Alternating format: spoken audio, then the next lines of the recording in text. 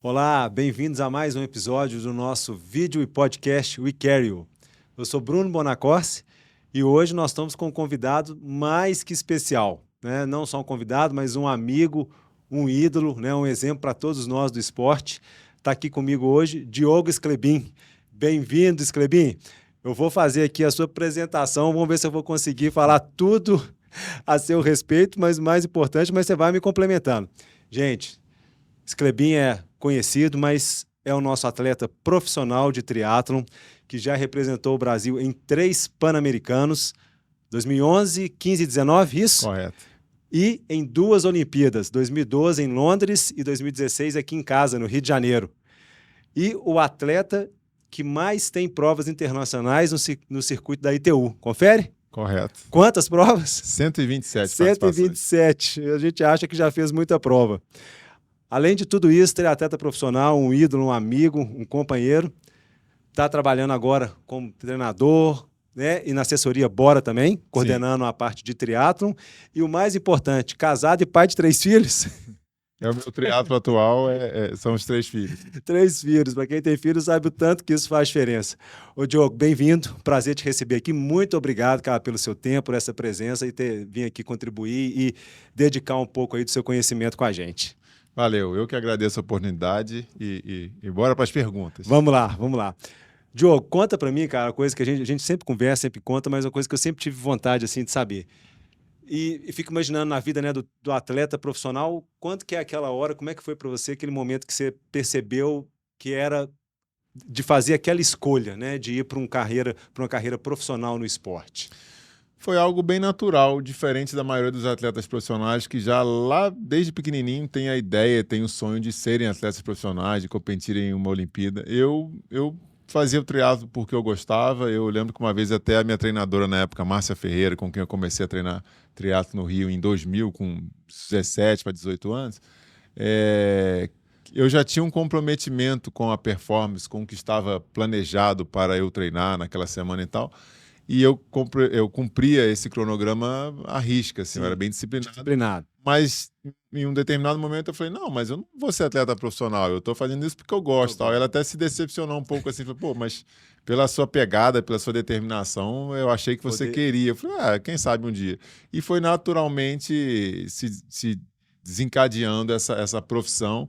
Eu lembro, uma coisa interessante do triatlo é que a gente consegue largar e estar perto dos profissionais desde cedo. Então isso facilita uma particularidade um pouco, né, do esporte. Mas assim, foi bem natural e foi interessante porque se eu desde o início, que foi um início de certa forma tardio, eu comecei com 17 anos. Se eu vislumbrasse alguma competição, eu comecei triatlo, assim, eu começava correndo em volta do campo do Fluminense, assim. Se eu tivesse como uma meta, 20 anos depois, estar competindo nos Jogos Olímpicos, naquela mesma cidade onde eu nasci, talvez não desse certo tamanha a necessidade de focar 100% nisso. Foi acontecendo naturalmente e, assim, eu lembro que em 2001, com já quase 2 anos de triatlo, eu comecei triatlo em 2000, eu lembro que durante 9 competições seguidas, eu ganhei 8 e uma eu fiquei em segunda. Eu pensei assim, nossa, eu levo jeito. Tem potencial para o negócio, né? Só que aí no ano seguinte, 2002, eu comecei a competir no profissional, já nas provas de Troféu Brasil, Internacional de Santos, os estaduais. Isso foi quando? 2002? 2001 para 2002. Em 2002 eu comecei já na primeira prova internacional de Santos, já larguei no profissional. E aí não assisti nada, assim, já saí da água, na primeira etapa do triatlo é sempre a natação, já saí da natação entre os últimos, peguei uma mulher ou outra ali na etapa de ciclismo e na corrida nenhum profissional no masculino, chegando entre as últimas colocações. Aí eu vi que por mais que eu tenha vencido 9 competições, ingressar no profissional era algo mais difícil, mas eu estava empolgado e logo consegui estadual, né, na categoria, né, elite, na categoria absoluta. No Rio eu já comecei a despontar também em 2002, 2003, então foi um caminho natural e sem muita pressão. Meus pais nunca me deram uma pressão assim de que eu tivesse que ter resultado. Acho que a minha mãe até hoje não sabe a ordem do triatlo. Então, assim, e era uma coisa por um lado boa, da mesma forma que com meus filhos eu não faço uma pressão de que eles tenham que ter performance em determinada modalidade. Eles praticam vários esportes, que para a saúde é excelente, né? Não fica focado só em um. Mas assim, com meus pais eu achava interessante que a gente nem conversava de triatlon em casa. E o triatleta, o corredor, já é um cara muito fissurado em só falar disso, o ciclo de amizade é só disso. Então, em casa, eu tinha uma paz de não ter... Sair um pouco desse assunto, desse mundo, né? Dessa pressão. E nós falamos, né, a questão do profissional. E o que te levou e como que foi a começar a praticar o triatlo? Porque tinha um colega, amigo... influência? Um pouco incentivo do meu irmão, o irmão do meio, o Bruno, e assim, eu sempre gostei, mas não tinha assim, era uma coisa muito para mim, e algo diferente do que é hoje em dia, né? Que as pessoas fazem muito a atividade física, principalmente a corrida, a maratona, o Ironman, muito para os outros, para apostar. Tem até aquela pergunta, você faria uma maratona se não pudesse tirar uma foto e não pudesse falar para ninguém? Na rede social, né, que você fez? A maioria das pessoas, assim, acho que não fariam uma maratona. Falei, pô, mas é tão interessante a gente fazer algo, né, ainda mais ligado à atividade física, à saúde, que ela seja em prol da nossa saúde, do nosso bem-estar, e por que você só precisa ter realmente, só se sentir realmente completo e tendo êxito, se você precisar compartilhar isso com os outros. Sim. Não é tão... Verdade. E como que foi assim, a perspectiva de poder ser convocado, né, para a equipe olímpica, é isso? Sim. É uma convocação. Porque a vaga, por mais que o atleta abra a vaga para o país, a Confederação Brasileira de Triatlo, e não só a nossa, mas qualquer outra confederação, determina quem é o atleta que vai ocupar. A vaga não é do atleta. Não é do atleta. O atleta, por mais que ele tenha aberto a vaga para o país escolhe quem vai.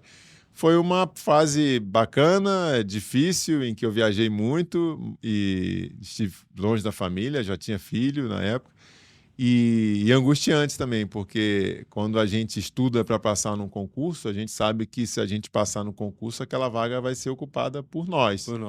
Provavelmente a gente torce para que não haja fraude, E no esporte, não necessariamente a vaga vai ser sua. Então é um pouco angustiante, mas a partir do momento que eu pus na cabeça e quis isso, investi nisso, eu tinha certeza de que eu abriria a vaga, assim. A gente sabe dos riscos que a gente corre de acidentes, de lesões, mas assim, o caminho que tinha que ser traçado, eu estava traçando e eu estava consciente do que eu precisava. Eu estudei bem todo o ranking, condição física, o que eu preciso fazer para chegar lá, qual a nota que eu preciso tirar para passar. Então, isso foi muito bem assimilado. Imagino que tenha sido uma construção, um processo também, né? Sim, não é uma coisa, foi uma prova, tudo. Você morava no Rio na época? Não, eu vim do Rio para cá em 2006, muito por causa da esposa e por ter uma condição de treino melhor que eu não tinha no Rio. No Rio eu tinha que acordar de madrugada e um pouco também morando com os pais, era difícil eu conseguir focar 100% no treinamento. Então aqui eu vim com o único objetivo de treinar, não tinha nenhum aluno, já era formado em educação física, mas não tinha nenhum aluno, nem pretendia ter, eu queria viver por conta de treinar, comer e dormir e competir. E você não estava vinculado a nenhum clube? Nenhum. Treinava com o seu treinador, era o... Na época, eu treinei com Márcia Ferreira, até de 2000 a 2005. 2006 eu Venceslau Madeira, que hoje é meu aluno na corrida, olha que interessante. Bacana. Treinamos 1 ano e meio juntos aqui, eu, Thiago Vinhal, Adriano Saqueto, o Chicão, fazíamos parte da equipe Marca, e aí depois cada um foi para um lado e eu ingressei com o Lauter, com quem estou até hoje, por mais que já tenha aí 1 ano, 2 anos, que eu quase não tenha conversado muito com ele, porque eu estou treinando mais o que eu quiser e da forma mais solta. Mais solto. E me conta, vamos falar, não tem jeito de perguntar para um atleta olímpico como é que é a experiência olímpica, né? É muito legal, assim, coroar uma carreira esportiva de sucesso, independente da colocação que às vezes eu tenho, até uma certa frustração que eu queria ter ido melhor em Londres e no Rio, mas eu acho que poder participar, inclusive a única tatuagem que eu tenho são os arcos olímpicos na panturrilha, então assim, é muito gratificante poder participar dos jogos, representar o país, ver aquela torcida e uma Olimpíada em casa, e eu que nasci no Rio e tal. Então assim, é muito, muito legal, assim, é algo assim que hoje eu tenho muito como um diploma, assim, um estágio, uma vivência na minha vida que eu considero muito marcante, e eu vejo que até hoje eu colho muitos frutos disso na sociedade, assim, que as pessoas me consideram, e se eu tivesse classificado e tivesse algum incidente, algum acidente na véspera e não pudesse largar, eu seria o mesmo Diogo, com a mesma capacidade física, com os mesmos resultados, mas eu vejo que o diploma, assim, o fato de ter participado, dá um status que é bem legal, assim, me dá bastante orgulho. Acho que a gente, de uns tempos para cá, falando como população, como cidadão, a gente aprendeu a valorizar muito mais o esporte e o atleta, né? Antes a gente acha que não tinha isso, mas acho que de uns 15, 20 anos para cá, o brasileiro aprendeu e viu, né, o que aquele atleta luta, o caminho que ele tem que fazer para chegar até uma Olimpíada, né? Da população, poucos, né, vão correr uma maratona, vão fazer um triatlon, poucos vão ser um atleta profissional de destaque e pouquíssimos, né, vão conseguir estar no ápice ali, que é participar de uma Olimpíada, quanto mais de duas, né? Então, acho que você está certíssimo de se sentir assim, porque realmente é uma referência para todo mundo. Só para, né, nem todo mundo que nos assiste tem ali a expertise do triatlon, né?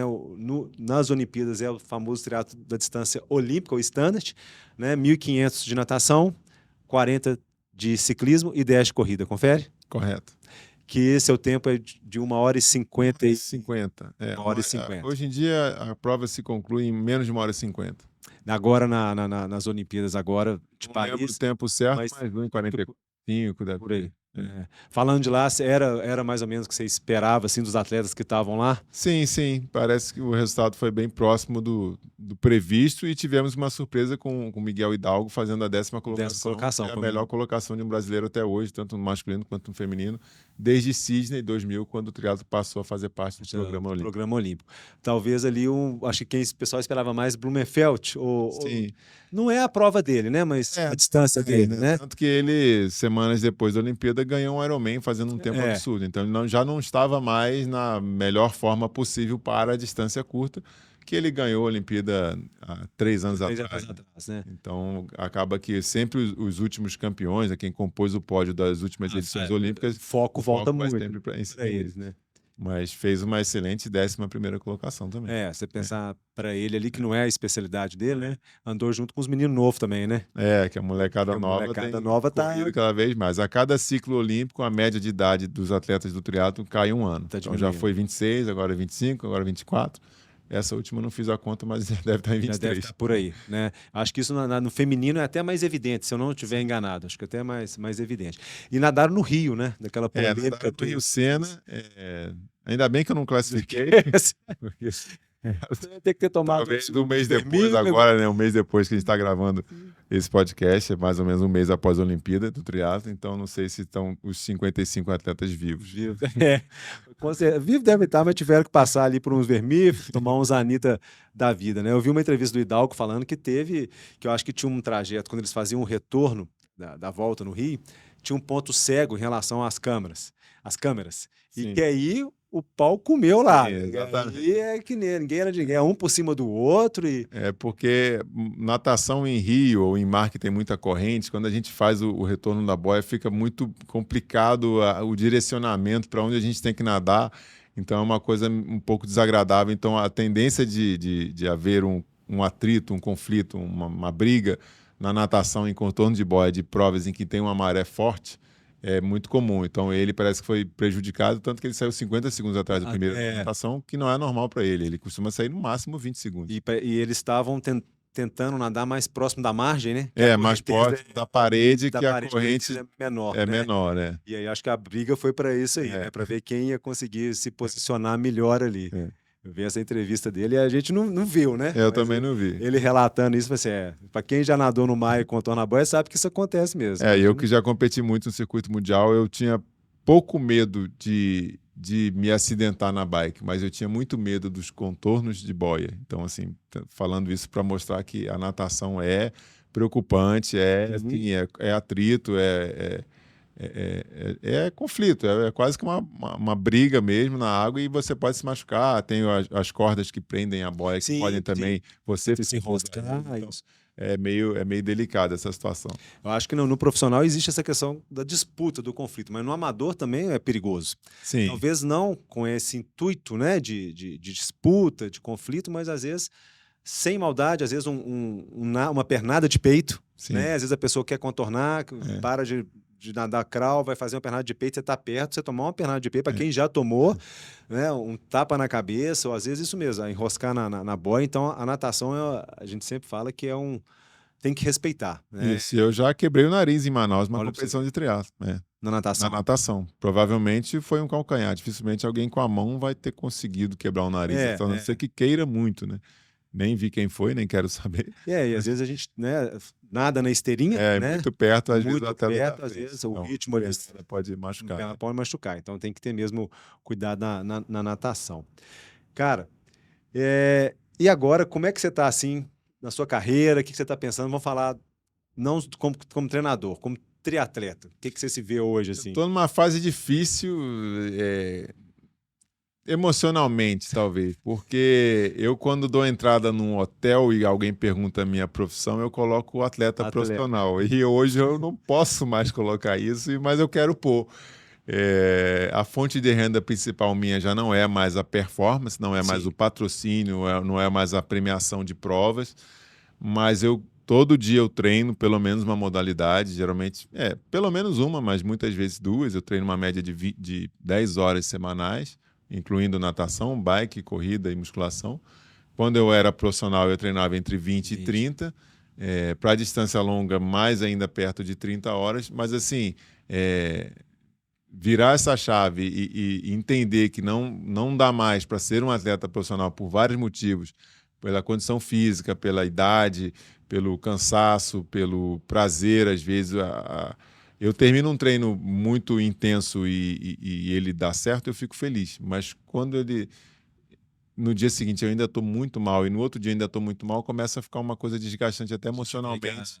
Então, a recuperação já não é mais a mesma. A recuperação já não é mais a mesma. Eu até consigo fazer alguns treinos fortes, mas a recuperação já não é mais a mesma. O preço fica mais alto. Né? O preço fica alto e com 3 filhos... Família, né? Família... Eu queria um pouco mais que meus filhos me vissem competindo profissionalmente, mas acredito que todos viram. Eu tinha prometido uma Olimpíada para cada filho, mas só consegui 2. E eu tenho 3 meninos, né? Mas, assim, quem sabe um deles possa ir... Possa te representar, né? Mas, assim, é uma fase que eu falo difícil, mas, na verdade, que emocionalmente a gente fica um pouco sentido, assim, emocionado. Por mais que a gente saiba que vai chegar, né? Porque o atleta sabe, né? Sim. Mas é difícil, eu imagino. Eu até tenho uma carreira até bem duradoura, assim, de mais de 20 anos, mais de 120 provas internacionais. Então, 42 anos, querer falar ainda em ser atleta, talvez seja até uma ousadia demais, mas eu queria ainda largar em algumas competições, talvez não competições internacionais, mas competições nacionais, estaduais, nacionais e tal. Na categoria Pro, independente do resultado, porque essa pegada de competir entre os melhores, por mais que não esteja apto a estar no pódio, é muito legal. Foi o que me moveu até hoje. Vivenciou isso muitas vezes, né? Tem que fazer um desmame lento, né? Vamos gradual. Você teve a experiência de fazer prova longa, né? O Ironman. Sim, eu até... no início da minha carreira, eu fazia muita coisa de longa distância, não digo competição, mas eu fazia viagens pela região sudeste. Eu já vim do Rio para BH pedalando em 4 dias sozinho, assim, em 2001, segundo ano meu de triatlo, assim, sozinho, um menino de 19 anos de pedalando. Não recomendo que façam isso. Tinha que parar no orelhão para ligar, né? Porque não tinha celular. Parava no orelhão e ligava para minha mãe quando eu chegava no destino. Estou em tal cidade. E até fiz essa expedição de volta, né? BH-Rio, em 2016, meio que fechando um ciclo assim, de atleta profissional na distância olímpica e tal. E com bastante simbolismo, né? Que são as 2 cidades que eu tenho relação, né? BH e Rio. E eu ter vindo pedalando para cá, na época que eu nem morava aqui, eu vim morar aqui somente em 2006. E eu terminando esse ciclo em 2016, voltando para casa, onde tudo começou e tal. Tem um simbolismo bem bacana, assim. E isso, assim, eu tô nessa fase de transição um pouco, às vezes, sem querer aceitar que a minha fase acabou, mas ao mesmo tempo entendendo que são fases da vida e bola para frente. E se tiver a oportunidade, né, de ainda competir, você tem uma distância que você tem planejado, uma distância menor, a maior? Acabei desfocando da pergunta inicial de longa distância, que no início da carreira eu gostava de participar de eventos, não, mas de expedições de longa distância, apesar de me profissionalizar e ter resultados expressivos na curta distância. Agora, no final da carreira, na distância curta, onde a idade já não era mais permitida andar bem em distância curta, passei a competir em provas longas, mas as 2 que eu fiz não foram tão boas assim, e eu sempre me gostava muito da minha característica de ser controlado e ser progressivo ao longo das competições. Nos 2 Ironmans que eu fiz em 2022, o Ironman Brasil, né, em Florianópolis, e o Ironman Cozumel, no México, eu não consegui ter uma performance tão regular e tanta constância do início ao fim nessas modalidades. Então, acabei pecando um pouco, não foram resultados ruins, 8 horas e 38 numa. Nossa, bom demais. 8 horas e 23 na outra, mas assim, fiquei longe de um pódio, mas assim, eu queria ter performado melhor, mas o treinamento para performar bem em Ironman, talvez pela idade que eu tenho hoje e tal, eu vi que era algo também muito assim, muito exaustivo, e para a saúde eu já não estava curtindo mais. Não, é verdade. Até porque você falou, né?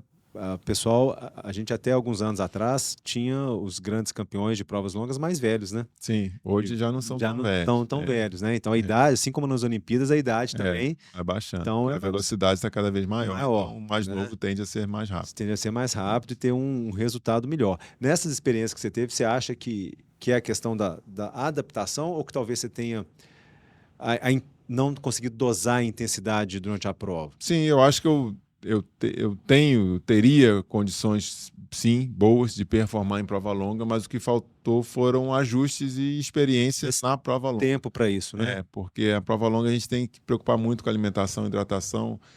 O controle da intensidade é algo que eu até tenho muito bem assimilado, apesar de ter errado nas 2 provas de longa distância, mas assim, eu acho que com o tempo e com o entendimento, estudo, a gente consegue chegar lá sim, mas pelo tempo já ser curto, já não tenho mais tempo hábil para isso.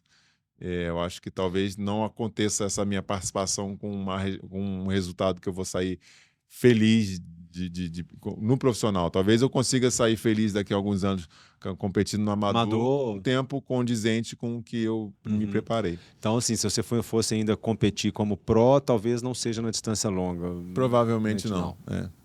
Claro que isso pode mudar, mas talvez não é o que você está pensando agora. Por agora, não. Para o pessoal, né, igual eu falei, às vezes nem todo mundo tem... É muito diferente, gente, a distância das provas. Né? Isso faz muita diferença. A prova curta, o sprint, o olímpico, os atletas fazem aquela prova numa intensidade muito, muito alta. Né? Coisa que já não acontece na meia, nem come, né? E nem usa relógio nem nada, né? Às vezes nem se preocupa com isso. Você vai é o máximo que você conseguir, você treinou para aquilo, você não vai ficar preocupado com pace, com nada. Coração na boca e vamos ver o que vai dar, né? Você arrisca, né? Você se permite isso. Já na meia distância, meio Iron e Ironman é o contrário, né? Se você arriscar para mais, é fadado ao fracasso, né? Então tem essa questão da expertise, de você se conhecer, de você saber até onde você pode ir, e demanda tempo, né? Por mais experiente que seja, é difícil você domar o seu corpo, você quer ir mais, né? Você acostumou a vida inteira querendo intensidade e fazer esse ajuste para a prova mais longa, uma prova que você vai usar métricas, né? Sim. Então você vai olhar a potência na bike, vai olhar a frequência cardíaca, vai ver o pace na corrida, coisa que você não faz na prova curta. Ter a disciplina de alimentação, né, que é fundamental ali para 8, 10 horas de prova, falando já do amador, né? Então tem que estar tudo muito bem treinado, executado do jeito que você treinou. Então é uma outra cabeça, né? E na prova curta, a gente, em várias sessões de treino, a gente consegue assimilar, a gente consegue simular o que vai acontecer na prova, porque a prova, por ser mais curta, vários dias meus de treinamento eu executei a distância olímpica prova. Ou mais do que isso durante um dia. O Ironman, a gente não sabe como o nosso corpo reage depois de ter pedalado 150. Como é que são os últimos 30 de bike? Como é que são os últimos 12 quilômetros de corrida numa maratona de um Ironman? Depois de ter pedalado 180. Então, isso dificulta um pouco a preparação. Tem que ser ainda mais estratégico, inteligente, estudar mais porque o erro é muito mais comum e a imprevisibilidade do que vai acontecer lá na frente é muito maior. Mais tempo de prova. O pessoal costuma brincar que não é se der alguma coisa errada. Vai dar, né? Vai dar. O que vai acontecer naquela prova. Ganha, né? Quem lida melhor com as dificuldades que aparecerão na prova. Físicas e mentais, né? Mais até mentais. Né? Exatamente. Que é uma prova ali o que te leva a largar é o treino físico, mas o que te leva a terminar é a cabeça. Né? Bacana. Cara, agora fala um pouquinho de como é que está a sua experiência do outro lado, sem ser como atleta, como treinador, né? Aí tendo os atletas particulares e participando da assessoria, fazendo essa gestão de uma equipe de triatlon. E você está numa outra empresa, ajudando também uma outra empresa para organização de prova, não é isso? Sim, eu trabalho na X3M, que é uma empresa que organiza eventos esportivos, né? Trouxe o Bolt para o Brasil, fez um evento lá no Rio. O Xterra o Xterra, competições de subida na montanha, o uphill, o circuito de Esbrava da Centauro com a Nike. Então, são inúmeras provas esportivas e que eu estou trabalhando junto nesse meio de campo entre organização e atletas e com os meus alunos. E aí, falando dessa nova fase como treinador, isso vem lá de trás. Assim, quando a gente não tem filhos, muitas das nossas atitudes são pensando meio que na gente, no nosso bem-estar, no nosso prazer, no nosso sucesso. E depois que você tem filho e o próprio triatlon, que foi feito durante muito tempo na minha vida, para mim, depois de um tempo eu via que tudo que eu adquiri de experiência lá fora, tudo que eu adquiri de aprendizado na faculdade de educação física, na pós em treinamento esportivo, tem que ser passado adiante. Tem que ser útil não só para mim, não só para minha performance, que inclusive já está chegando ao fim. Então eu tenho que passar isso para os meus filhos.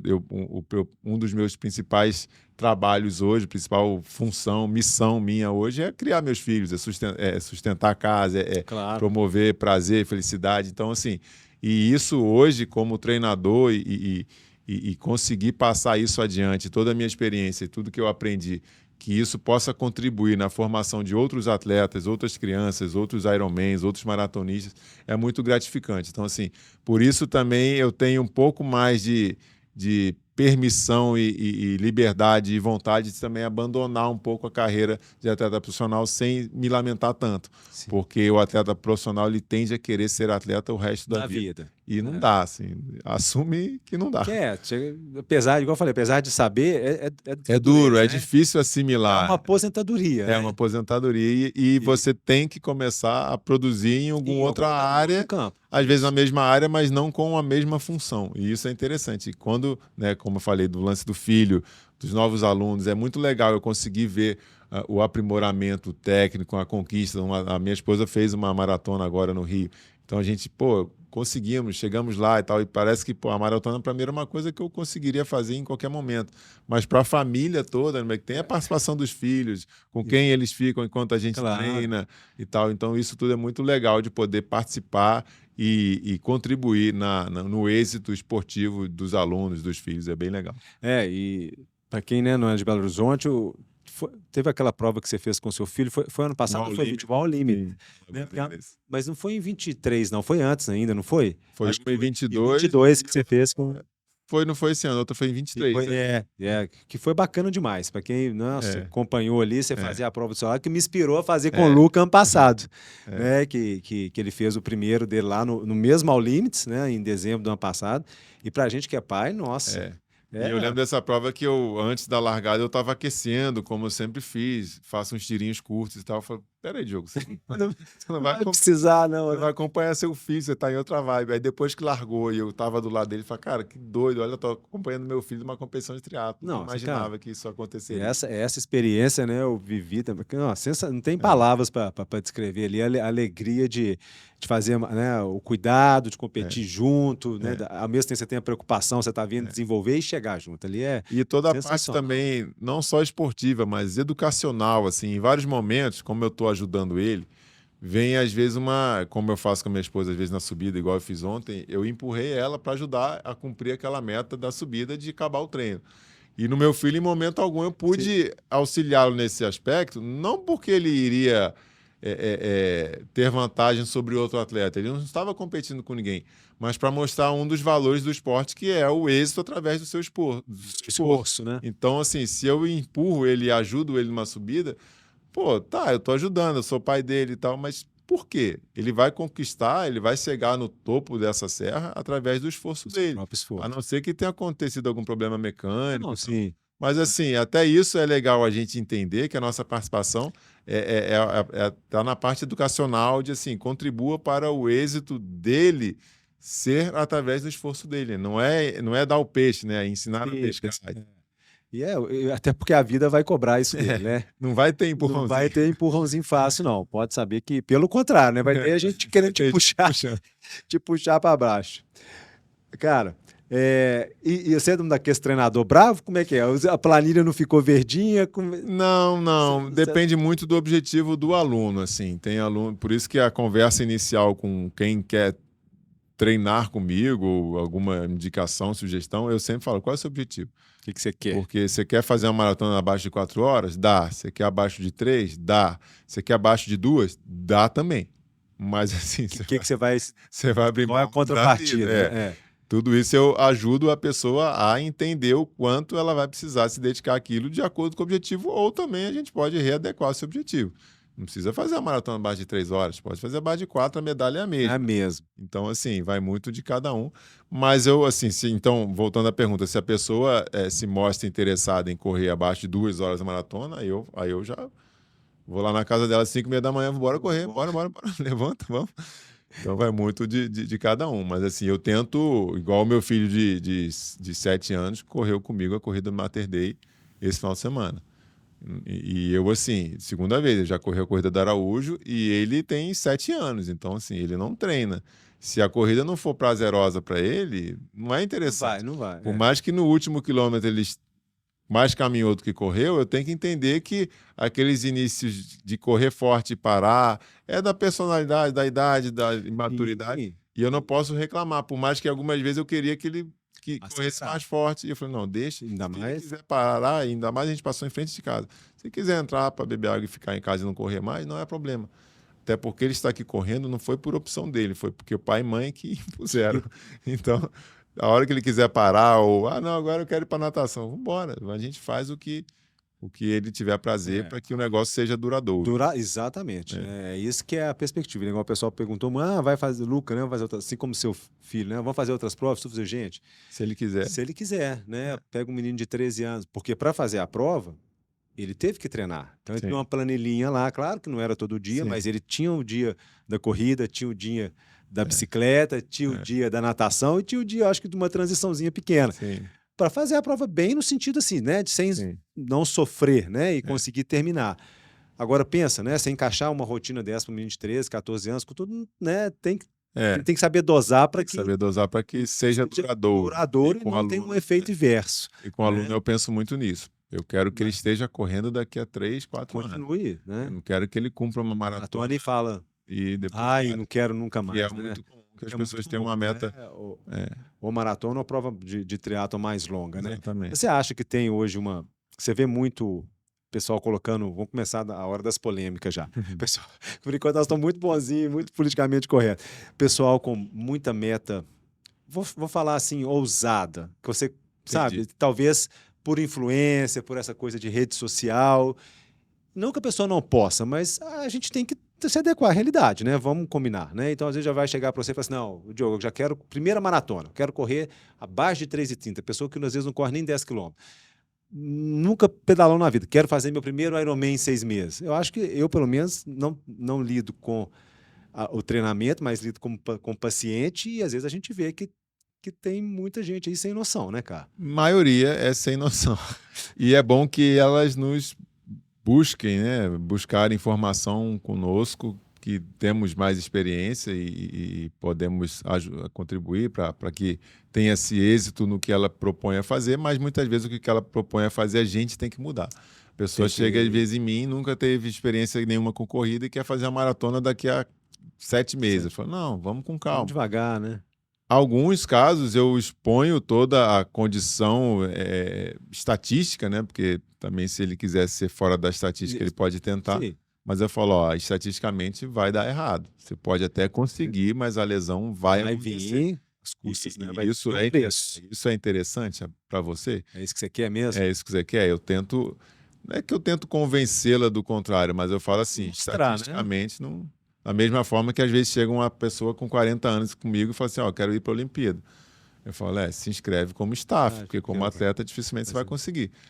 Porque estatisticamente no triatlo você vou afirmar com todas as certezas que você não vai, mas assim, estuda um pouco e vê, é bem difícil. Você precisa de 10 anos de prática, você está começando agora, então você vai tentar talvez a vaga com 50. Pô, em todas as Olimpíadas, o atleta mais velho tinha entre 37 e 41 anos. Será que você é tão fora da caixinha? Da curva que vai ser. É claro que o campeão é sempre alguém fora da caixinha. Sim. Mas, assim, não queira igual eu com 1,90 m querer ser medalhista olímpico na ginástica olímpica. Dificilmente. Pouco provável, né? Muito pouco provável. Mesmo que tivesse começado a treinar desde cedo, né?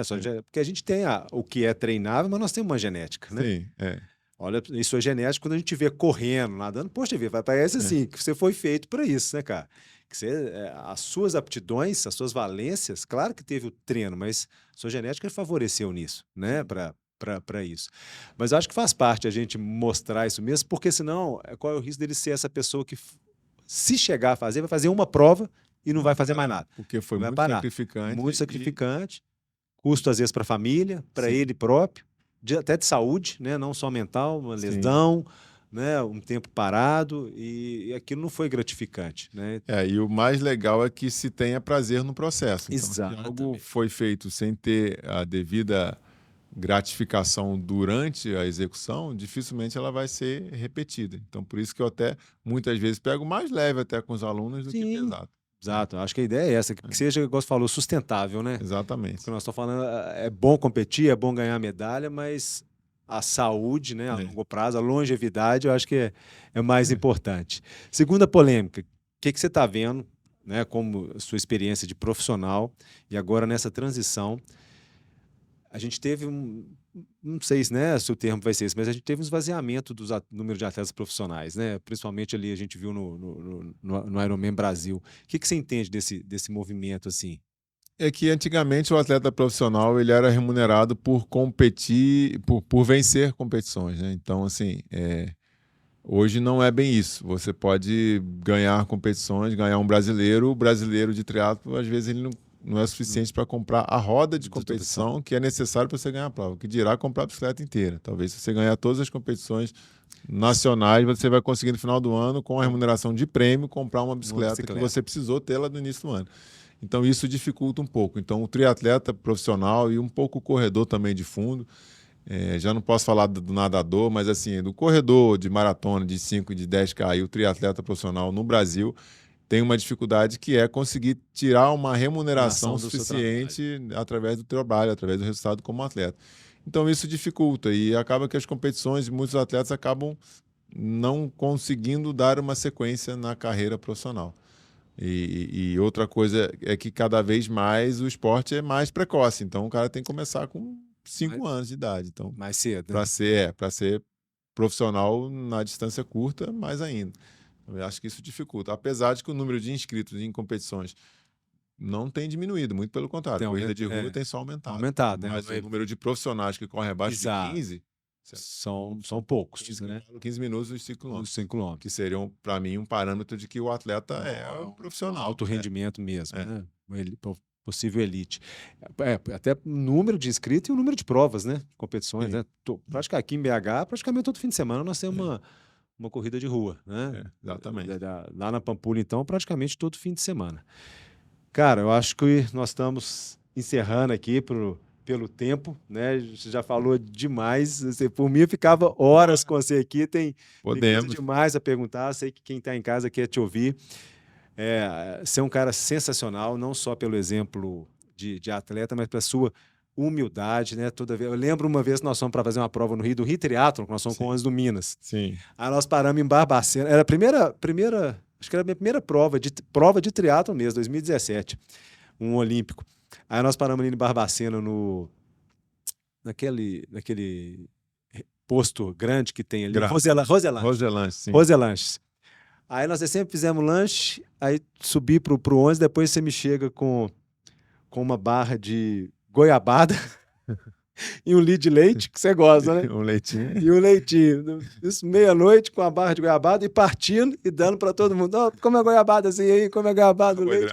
Eu pensei, gente, o atleta olímpico, o cara é um ídolo, o cara vem aqui, me dá um pedaço de goiabada e um pouco do litro de leite dele. Aquilo eu pensei, vou compartilhar. Então é um caso que eu conto para todo mundo, que eu acho que revela muito da sua personalidade, você é um cara, assim, super humilde, né? E essa é uma opinião generalizada, então, né, a gente tem a oportunidade de conhecer, né, de cuidar um pouco aí da sua saúde, de te acompanhar, de vivenciar essas suas fases. Então, queria te agradecer muito e deixar aqui o espaço para você deixar um recado, aí livre, você falar o que você quiser, falar dos seus contatos, o microfone é seu, fala o que você quiser. Eu acho que serei bem breve, até para enfatizar a importância disso que eu vou falar agora. Agradecer tanto o Dr. Bruno quanto a doutora Ana pelo acompanhamento nos últimos anos e por ter salvado a minha vida já mais de uma vez, tanto na embolia pulmonar quanto na arritmia e miocardite no coração no ano passado. Então, para dar importância a essa fala minha, é esse agradecimento a esse casal maravilhoso. Ô, João, que isso, eu que agradeço. Muito obrigado pelo seu tempo, pela sua disponibilidade. Viu? Que seja sempre bem-vindo e continue sendo essa pessoa maravilhosa aí, que é um exemplo para todo mundo. Muito obrigado. Valeu, cara. Valeu. Um abraço. Um abraço. Obrigado.